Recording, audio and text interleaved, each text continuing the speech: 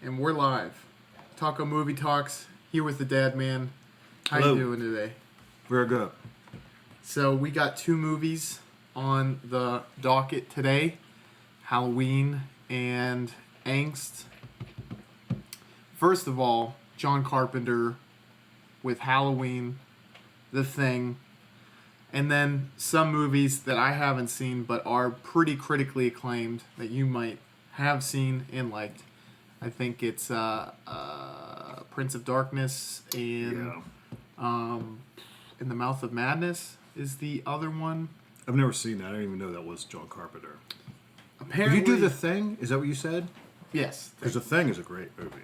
And did you notice that in Halloween there was actually...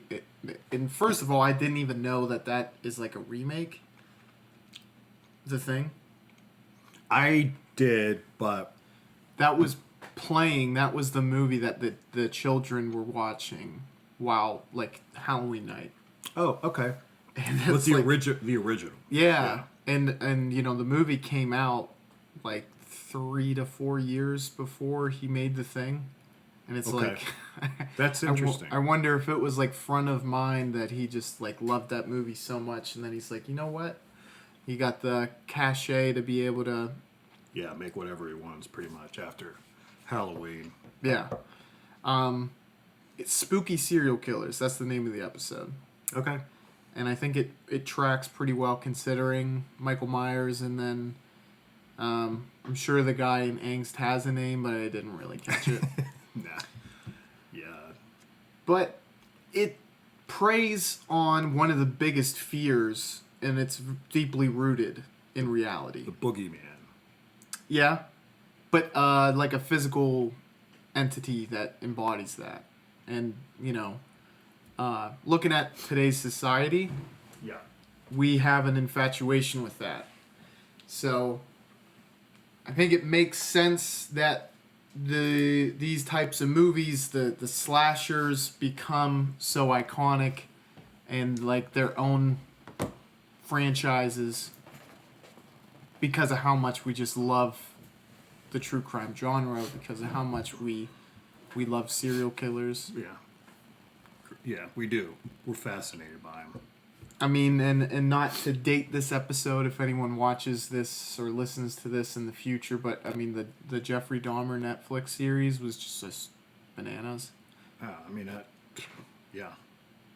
I guess Amazon had to turn off.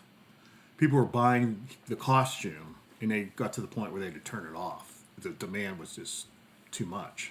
Yeah, and I don't know if I'm in the wrong side on this. I just, like, I understand it's such a sticky dynamic when you think about an actual serial killer where there is victims outside of the physical victims. There's families that are still affected that have to kind of live with that. I don't know. Whenever you have a series that, and I can't speak to this, you've seen it, correct? The Dahmer series? Yeah. Mm-hmm. They, I know it's, you know, he has to be an entertaining character to keep you hooked. That obviously is more like an anti-hero as opposed to like a truly villainous character. He's I consider a charismatic antagonist. And the anti-heroes does something else. There's something, an actual, in plays, an anti-hero is something. Mm-hmm. It's someone who become, I don't know what it is, but it's not someone like a Dahmer would be. Yeah, and I was gonna, you know, I agree with you. I see where you're coming from there, but would you agree? I guess the charismatic villain often gets more play for a lot of people. I've always been kind of more attracted to the villain in movies than you like your good guys, but at a certain age they feel harder and harder to achieve. Yeah. Like Darth Vader, Darth Maul was my generation. Yeah. Everyone's Which was like, a great, I mean, I thought it was a great villain. I mean, Badass. who's better than Darth Vader. Yeah.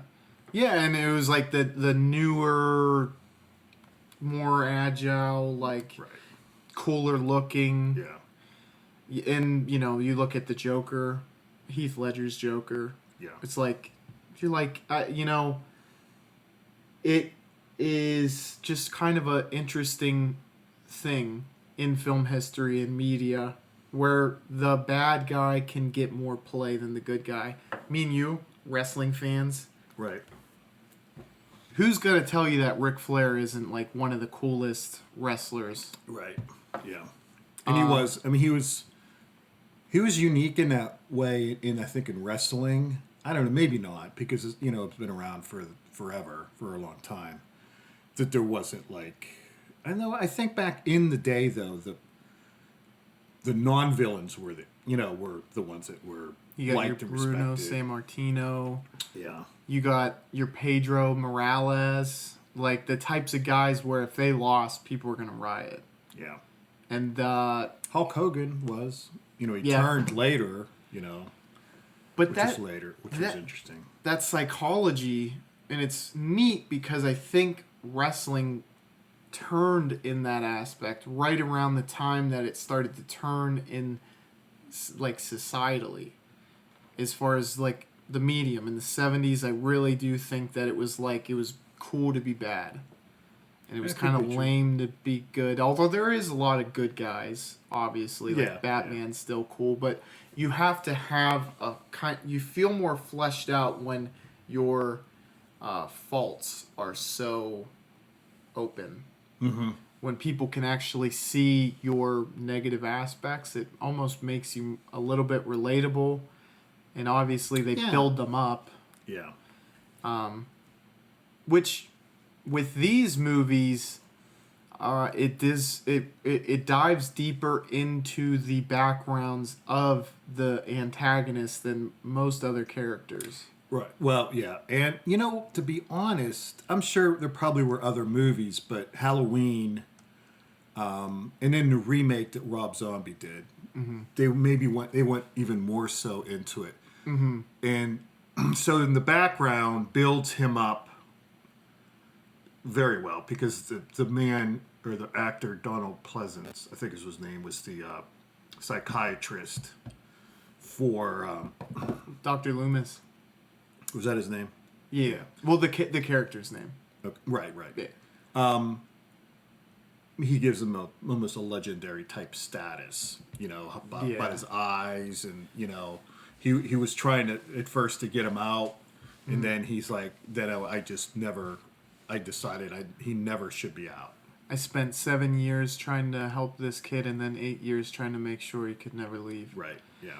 And I kind of messed up the second half of that, but the beginning is on par with some of the best horror movie beginnings of Halloween. Like, and I saw a breakdown of it some years ago, and the main point is the reveal that it was a child makes it all the more terrifying, because you're going into this blind and you're kind of like, oh, this is just the start of the movie. And maybe you've seen posters with the mask and the guy in a big jumpsuit, and you're thinking that's him. Right. And it just turns out it's some kid, super innocent looking, in a clown costume. Right. That's a powerful way to start. And I kind of forget that because it's so well known, the movie and everything like that. But the first time you see it, you don't know. It's a villain. Yeah. But you don't expect it to be a child that once he takes his mask off seems confused almost. Mm-hmm. So he's the embodiment. He was born evil. Yeah. I think it's a point that they make with something like that. It's just he didn't become it. Nothing made him, because they never go into that. They do seem to toy with some of his triggers, or like what sets him off, though, I feel like, through his actions throughout the film. What were they? I mean, I think part of it was sexual, because it was his, of course, his sister, and in that also, like I not an Oedipus complex because it was his sister. Oedipus. I guess I said it more how it's spelled then. But yeah, not an Oedipus complex, but it's his sister. And I don't know if it's like a protecting thing, a jealousy thing. It seems very mixed up. Right. Like that would be if you... And I, not to get weird, but I do think like from a younger age, you do think, oh, like my sister's pretty. Yeah. Like... But it's a very innocent version because you like your sister and you like your family. Right. So you just kind of project all the good characteristics, right? Right. But you don't want to be replaced by like a boyfriend. Right. So, but that it's like he's a mixture between like a childlike mindset and a freaking like grizzly bear strength. And yeah, it's like you say, it's jealousy but it's also punishment. He used vengeance for something that's considered wrong, way more so back then. Is promiscuity for young people. And that same sort of through line or motivation seems to be a huge factor in Friday the 13th as well. Yes.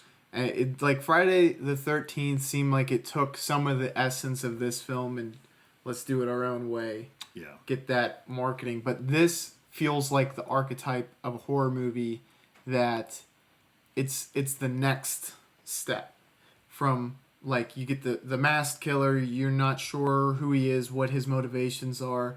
Who cares about the motivations? Although it gets explored.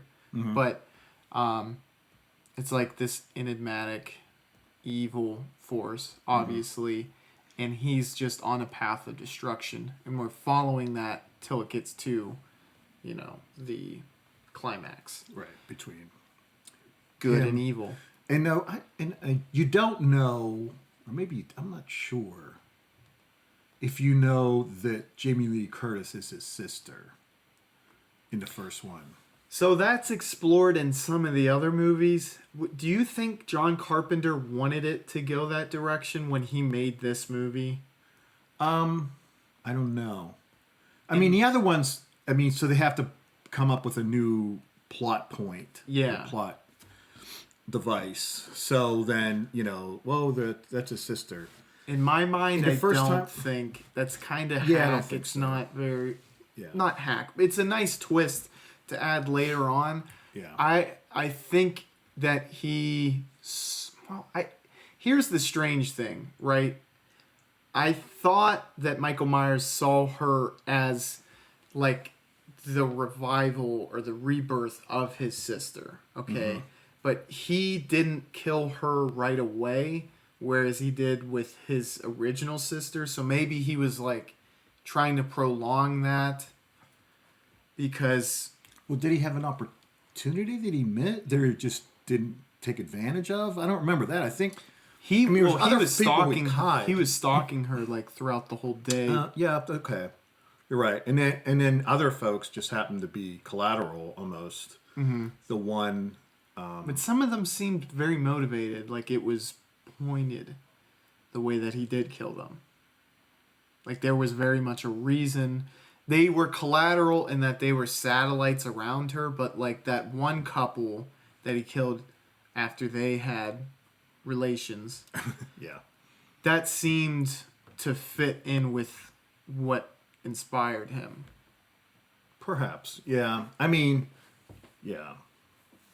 He's a very complex character, and I don't know whether it's just because they don't align the whole way or just because there's just so much going on there. It's kind of hard to track each thing and separate what motivated him. Yeah.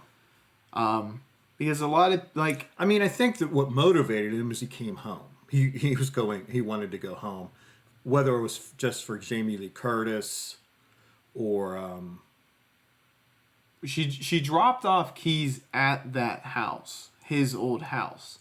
And I literally think he saw her because that's like how it's revealed. Oh, he's back in Haddonfield. Haddonfield, yeah. Is it's a POV? Well, yeah, shot from inside the house. You see her putting the key down, walking away, and then there's movement. You see his shadow near the front door, and that's the first time he sees her. And I think something was linked to that house and her look, her being around the same age as his sister, where it triggered the whole where he kind of saw her like that sister role in his life. And some of the other like weird complexities is that one of the characters was killed, and then he put the tombstone on the bed, which was like a really great set piece.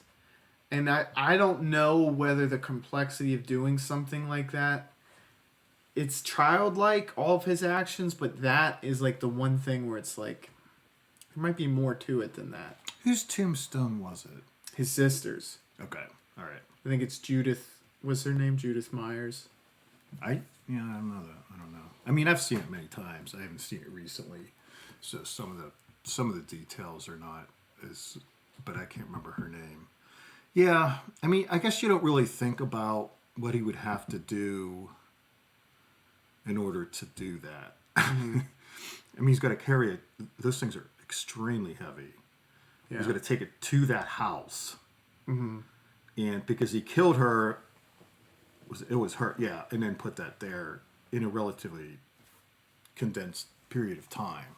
And it was very much like it was to create a visual, obviously. Yeah. Right. So it's like he's almost like stuck in that like 8-year-old mindset, I guess. Yeah. And like same with he was wearing the sheet to look like a ghost. Yeah. His inability to communicate. Right. And I think just as a child, the right and wrong thing, if you don't know between right and wrong, but it seems like he was very much driven to do the most intensely wrong thing. Yeah. He was born evil. And, I mean, he's born evil and it's just someone who cannot ever be rehabilitated or brought back into society. And he gets out, releases all the other inmates, because it's like chaos at the... In this one, I don't know if he did do that. In the Rob Zombie one, I think he might have. Okay. In this one, he just somehow snuck out. Right. And then was able to get in the car as they're, like, scurrying to, like, what the heck happened. Right. And it goes into how he got the jumpsuit, was, like, he just took a truck driver's, killed him. Yeah. Took it. Took his jumpsuit and then, went and got the mask. And then I think there was also a store that got robbed, which was him. And he stole, he stole 3 yards of rope, 2 kitchen knives, and it's like, I think something bad's going to happen. Yeah. He stole a shovel. Yeah. You know what I mean? Gee, I wonder what he's doing. So, but overall, I'm just gonna say, like, I think it is one of the best horror movies. It sets mood. That's why it's good. I think movies that create mood, and the music was very good. Yeah, I was just gonna jump in. So much of it's done via the music, and John Carpenter composed it. I'm sure did he? You're aware. All right, but when she's being followed and they're walking through, it feels like autumn, and something sinister, and he's like just you see him out by like these sheets they're being out to dry, and That's he's a great there. scene. Yeah. It's one thing I do like. I mean, this is a small thing, but you actually see his face. Yeah, you do. It's very briefly. And I don't know if you knew this, but do you know who the mask is? It's Captain Kirk mask. William Shatner. Just spray painted to look paler than normal. The weird part is the child's face from the beginning looks like a normal kid's face, and then afterwards he looks like deformed. Yeah. Facially. Well, but he did get stabbed in the eye. That would probably And I explain think that it. was before he's revealed. Yeah, but you're right. He does, just something's not right. You know, he has a deformed face, but he did have a normal face at one time. And I mean, you would expect him to look odd, spending that much amount of time in an insane asylum. Yeah, Not like perhaps necessarily he'd gotten deformed. into like, well, yeah, it looked like it was genetic more so than like, Yeah, a scar. yeah. So one of the things that I think we're kind of getting close to touching on that I think would be worth exploring is you said the mentality that people were born evil in the 70s were very much known for the hyper-violent acts of serial killers, right? So this felt probably very poignant at the time period, I would guess. And I also think that the mindset of the everyday family would be that people a la like Charles Manson, Son of Sam, John Wayne Gacy, you want to go down the list. Or Yeah, they weren't as... I mean, that was like almost the beginning of the serial killer. I mean, I don't even think it was it wasn't known. It wasn't a phenomenon, really. I mean, it may have been, but it wasn't something that you were aware of in the 70s. You just didn't know about it, you know? Like, you wasn't didn't know violent about Gacy. crime like super high in the 70s? Like, And they look back now. like, and and you look at New York City, yeah. I mean, like, for instance, Times Square, which now is like, everybody wants to go there. It was horrible. I mean, it was all strip joints and, you know, triple X, like the red light district, so to speak. Yeah, it was horrible. I mean, they cleaned it way, way, way up since then. And at one time, it was very clean and beautiful, and then it slipped into, it degraded in the 70s, and then it was kind of Reinvigorated. revitalized. Yeah. So, anyone listening in the comments, if you think Dadman is wrong about the 70s with serial killers, drop some facts down there. Also, I mean, like they were and subscribe. happening, and that did happen, but people weren't I thought that aware was of them. kind of the heyday in that was the whole reason why the BAU became a thing. Because in the 70s, they were like, we got these guys locked up. We should start utilizing Maybe, that but information. you have to remember how rare they are, though. I mean, granted, Fairly they wanted rare, to, but they just make such a big societal impact, especially yeah, but in North America. media's not then wasn't what it is now. It was you completely. I mean, now you know about something like you know all the details and all the. I mean, I didn't know I'd never heard of Ted Bundy until the '80s. I'd never heard of Gacy. Who else was like this? The Night Stalker. Some of those were in the '80s though too. Apparently, the '80s was a kind of a violent decade. But I mean, I know Gacy was in the '70s, and See, I always thought late 60s, 70s, early 80s. yeah, You know, like in BTK was like, for 30 years. I mean, he took a big long pause. yeah, but he was running pretty hard in the 70s. Yeah, and then you had Green River Killer, but like none of these were known. I mean, they weren't. I mean, media was so different then. You know, it was, for something to reach us here in Pennsylvania, small town Pennsylvania. I mean, there might be a news report on it, but if you don't see it, you don't. I mean, it wasn't like every day. Yeah, it wasn't like episodic television the way that it kind of is now. Yeah, I think maybe for bigger cities, it could be. Yeah. Some hot spots probably felt that. Yeah, I mean, I'm the sure economy New York, may have been yeah. a factor. I don't know, because it was, things got real bad at the end of the 70s. And I don't. I mean, that would drive other types of crime, probably not so much as a serial killer, but Yeah. But yeah, a lot of them were in the 70s. Like I said, I didn't know anything about them. Yeah. I mean, if you got a book, You could learn everything. yeah, need but to you know. didn't even know they existed. Unless you were like a huge avid reader of like true crime or something, you didn't know. So it was very different. But Well, the infatuation is probably at an all-time high now, and I think it's going to perpetually be that way. Yeah, I mean, the thing about the Dahmer, for instance, we're talking about that. I think it was just the actor did a really, really good job. Evan Peters, yeah. Yeah, and the series was interesting. I think it was well written. I mean, it's phenomenally successful. And it's such a... I mean, look, it's one of the most iconic stories. Yeah. And it's one of those things where it's very much people's knowledge of that case was very headline-based. I don't think a lot of people knew how deep and grisly those details got. I really don't. I think they knew probably he was a cannibal, and they might have known his sexual... He was gay. Yeah, his orientation. But beyond that, I really don't think people knew how racially motivated it was, although he's withstood in interviews that it had nothing to do with that. But I think he was much brighter than he let on in that.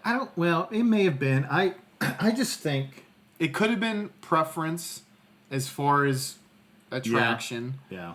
That is it's either that or he was smart in that at that time period, people of color were very much not on the radar for police forces. Right. A black man died. Oh, okay. And where he hunted, he lived in low-income housing. Mm-hmm. And, at that time, there were more, I'm not trying to be racist, but there was probably more black people in the specific building and neighborhood he was in. So he hunted. I mean, you hunt close to neighborhood. home. He didn't drive an hour to he went to probably the closest gay club to him where he lived. He didn't go on the other side of the city. And I wonder if at any point at the bar they're like, "There's no one else here anymore. What the hell happened to him?" Yeah. But John used to be here every night. And what the hell happened to him? I mean, yeah, he got away with a lot. Yeah, I would definitely check out the series. Yeah. I've yet to watch it, but it's mostly just time constraints. Yeah, I mean, it's definitely worth it. Yeah, for sure, it's very good. He's creepy. He plays a creepy guy. He does a very good job of it. And it's way he talks and everything. But he had a very distinct speech pattern, Dahmer, in real life. Yeah. He was like a very, he sounded like Wisconsin, Yeah, kind of uneducated. Every area's got their things, like they call people Okies or they call people Roadies or Southies. People that were blue-collar, uneducated, working class, spoke. Pittsburgh would call them Yunzers. It's people that aren't educated, live in a specific area, have a specific way of speaking. That was the way he spoke. Mm-hmm. And he was uneducated. He tried to go to Ohio State. Yeah, and that Ohio State. We got off a tangent here. So, any final thoughts and rating on this one? That's The Godfather. In some way, I mean, I always consider Supernatural is The Exorcist as The Godfather. As far as it's more than a slasher movie completely. It is. I completely Although agree. it is. It's much more elevated than that. Yeah, it's a really well made horror movie that has a slasher as its antagonist. Yeah. It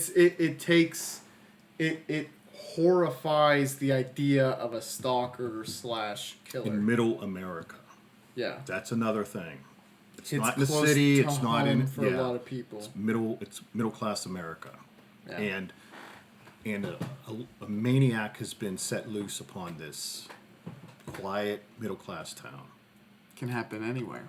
Yeah, so that was part of it. That was part of what he was trying to convey.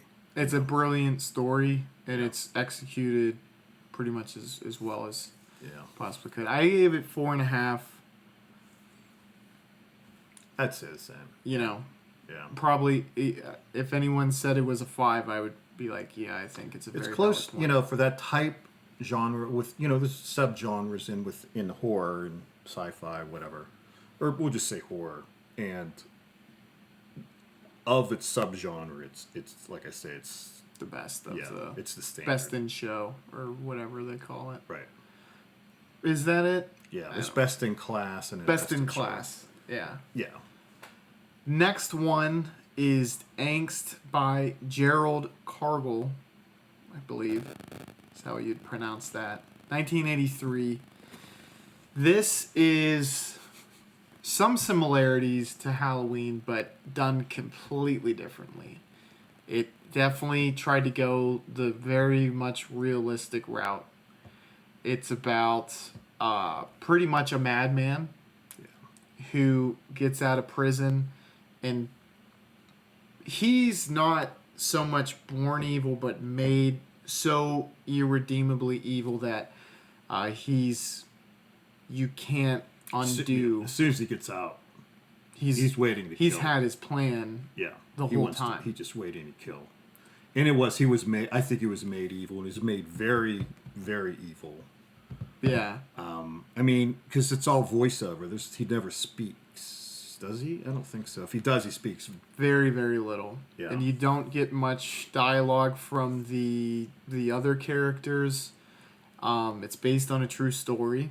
Mm-hmm. That's another aspect of this that I think really does add to what makes it scary. So Yeah, we differ on that. You Immensely.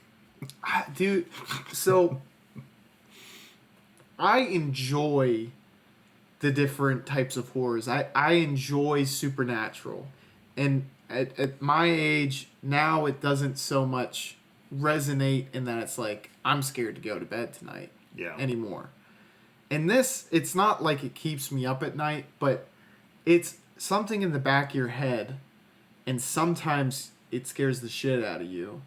That it's like, what if someone just broke in? Yeah. And it's like, I'm a male. It doesn't mean that I would be able to protect myself in any situation, but I'm less vulnerable. But I can just imagine people who feel vulnerable saying, like, I mean, what the hell would I do? He was looking for the right place. And had those people not even come, he was going to use it as a base of operations to murder people. Yeah. And he was a sexual sadist, I believe, type murder. He did get sexual satisfaction from murdering.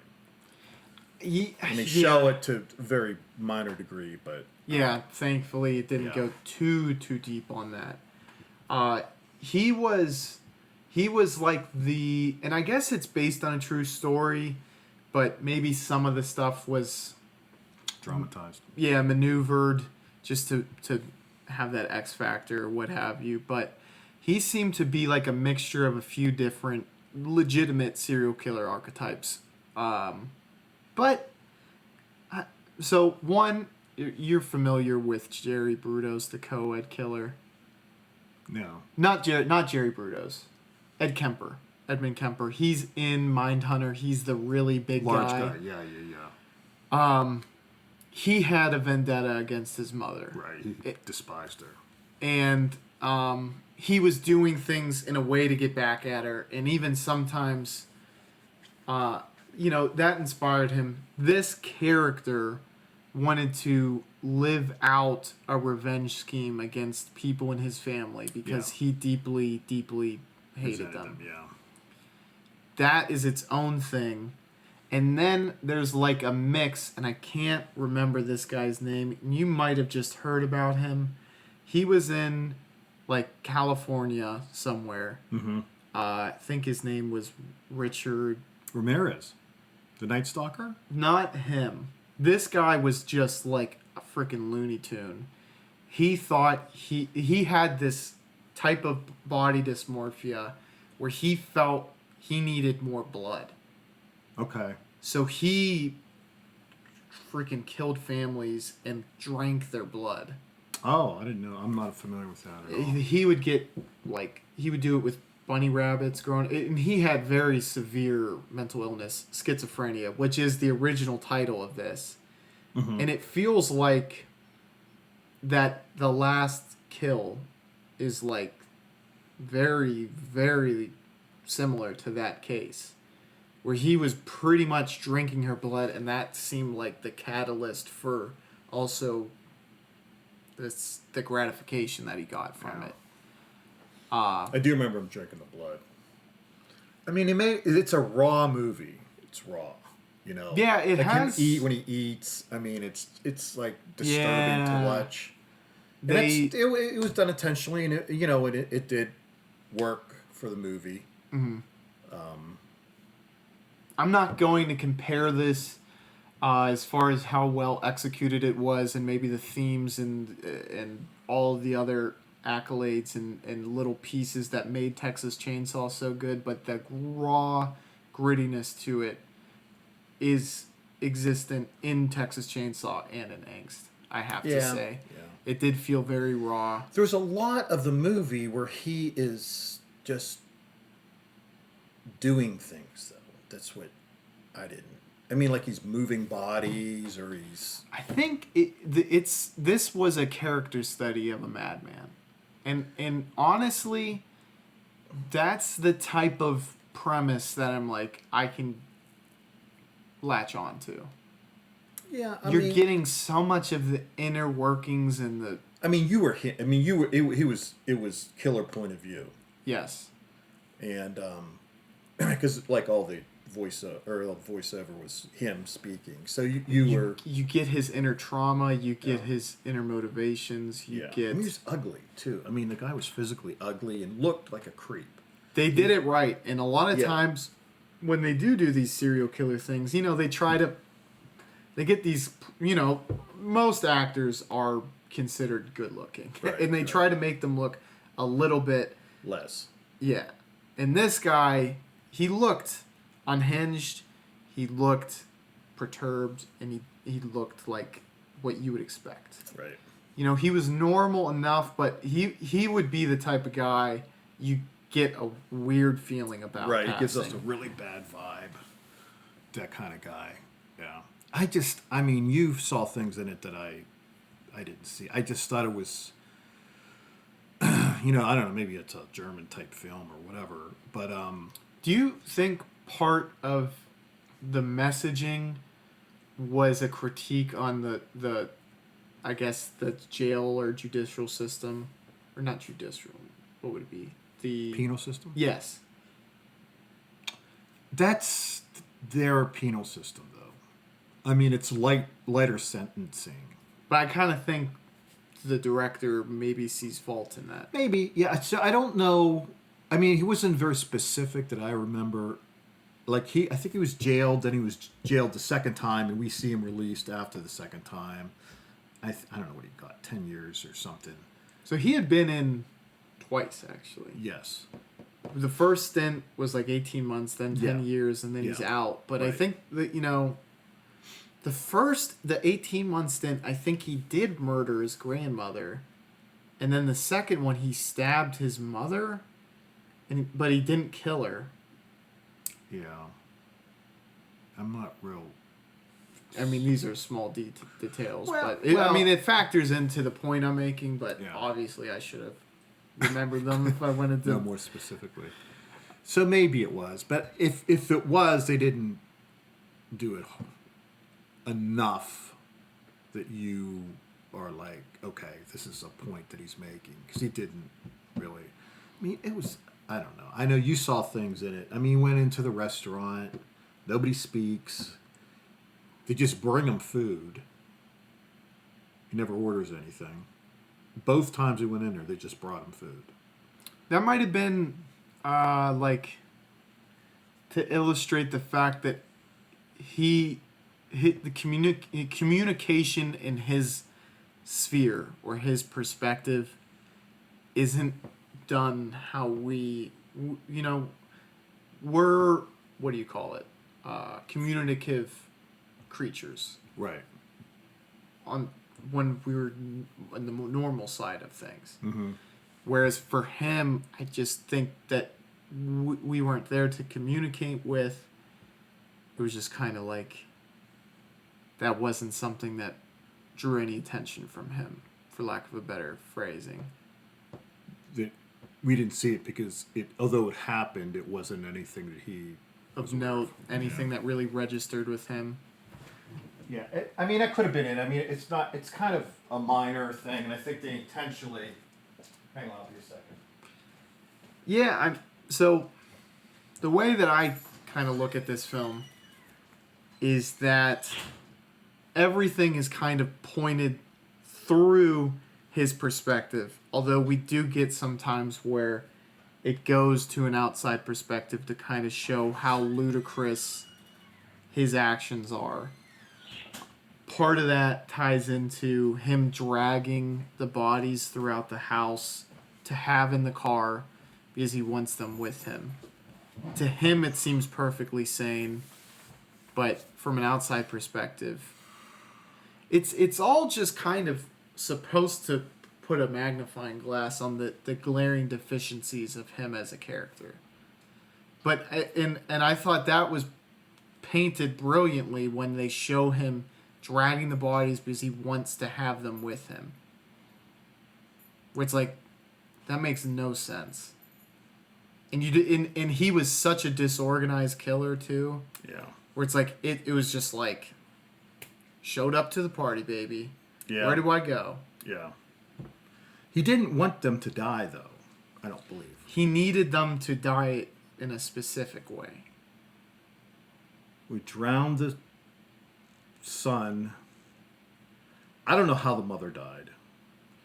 Just frail old lady, didn't take her medication, and I think... And then he stabbed the woman a lot. A lot. Yeah, I mean, I feel like they had to dramatize some of it. It's just... but maybe the fact that he was... I'm assuming the character was schizophrenic if they were calling, the German title schizophrenia. Well, he was more than that. I mean, there's schizophrenic people that aren't violent at all. Well, yeah, severely traumatized and has a very... He was psychotic. Yes.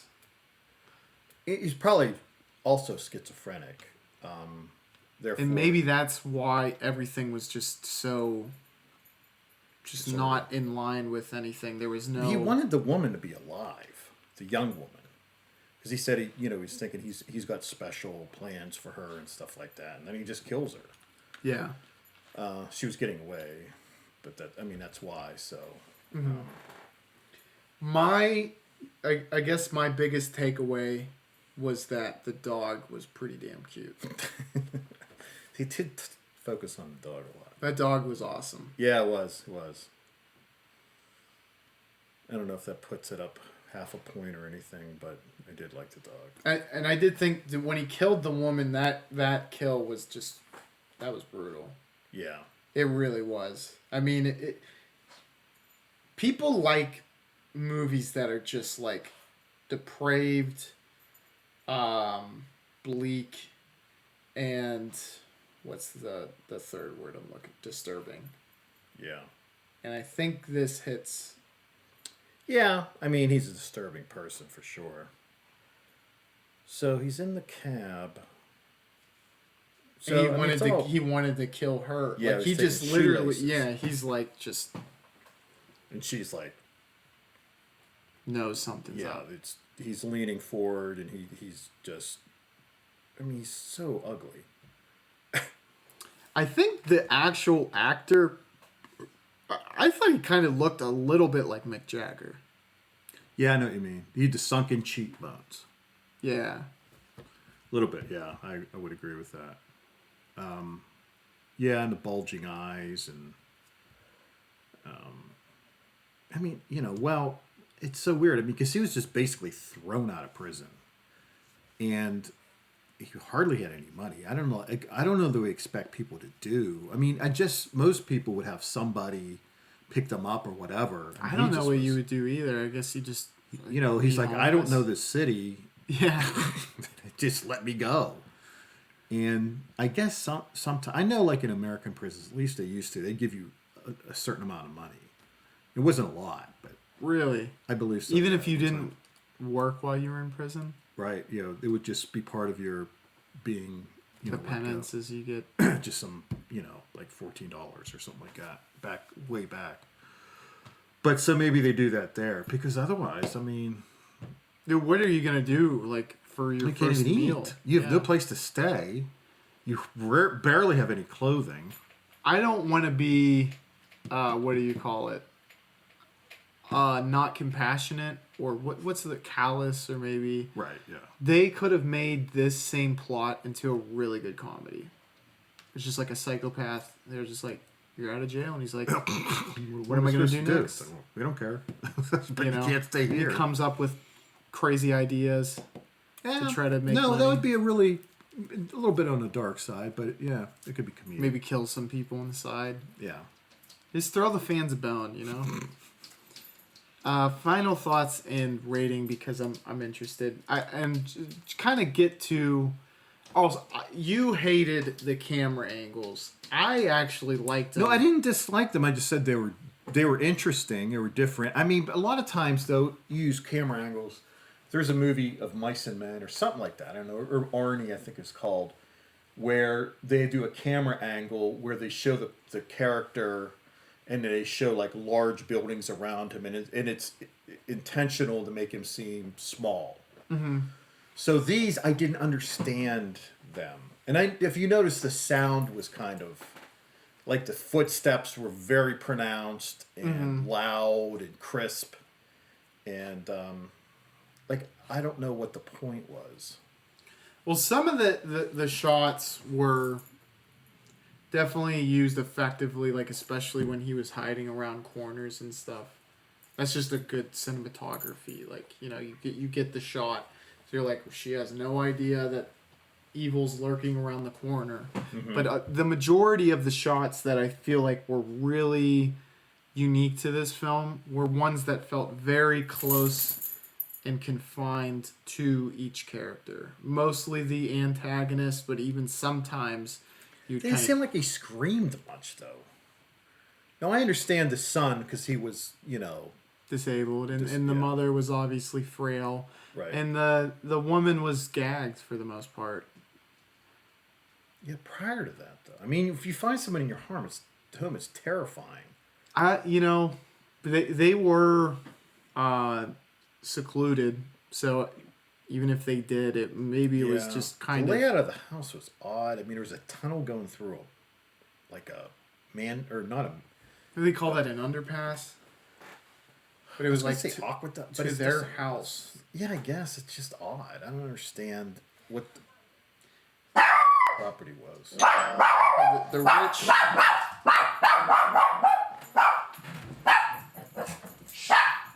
Quiet. So it is trick or treat. So we have people coming in and out, but we just want to wrap it up. Dad, your kind of final thoughts as well as your rating. It's a 2.5. So you'd say pretty average. Yeah. It's not a good movie. I gave it a 3.5. I thought it was pretty good. Okay. I thought it was raw, it was gritty, it was, scary in a realistic way, and fairly well done. Okay.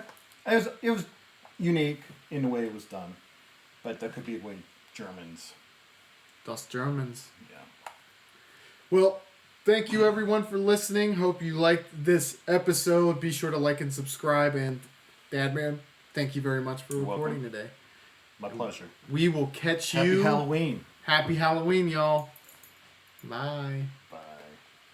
Hold her. I gotta pee in and I'm gonna go outside. Oh, I thought you had her.